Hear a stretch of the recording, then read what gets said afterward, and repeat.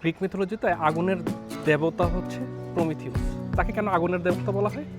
কারণ তিনি মানুষকে আগুন উপহার দিয়েছিলেন। তো প্রমিথিউস যখন আগুন উপহার দিল, তখন গ্রিক দেবতা, যে প্রধান দেবতা জিউস, সে প্রচণ্ড রকম ক্ষিপ্ত হলেন যে মানুষকে কেন আগুন উপহার দিল, এই আগুন দিয়ে সে ধ্বংসাত্মক কাজ করবে। রাগে ক্ষোভে জিউস একটা ভয়াবহ রকমের শাস্তি দিলেন প্রমিথিউসকে। প্রমিথিউসের শাস্তিটা ছিল একটা পাথর সূর্য ডোবার আগে পাহাড়ের উপরে নিয়ে তুলতে হবে। তো প্রতিদিন প্রমিথিউস পাথরটা নেয়, ওঠার চেষ্টা করে, জাস্ট শেষ করবে, তার আগ মুহূর্তে সূর্য ডুবে যায়। পরের দিন আবার শুরু করে, আবার পাথর নিয়ে উঠতে আবার সূর্য ডুবে যায়, সে আর উপরে উঠতে পারে না।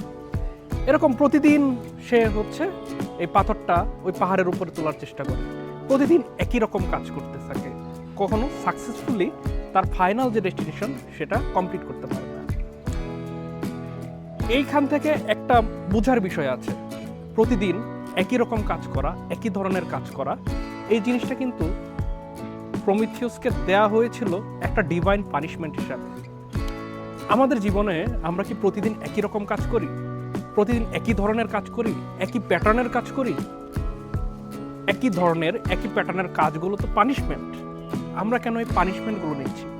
আমরা যদি প্যাটার্নটা বুঝতে পারি, আমরা যদি এই প্যাটার্নের যে বিষয়গুলো আছে, প্রতিদিনের এই কাজগুলোর সূক্ষ্ম বিষয়গুলো আছে, এই জিনিসগুলোকে যদি আমরা অনুধাবন করতে পারি, যদি আমরা একটা প্যাটার্নে নিয়ে আসতে পারি, তবে এই দিনের রিপিটেটিভ কাজগুলোকে আপনারা খুব সহজেই একটা এআই এজেন্টের মাধ্যমে কিন্তু করাতে পারেন।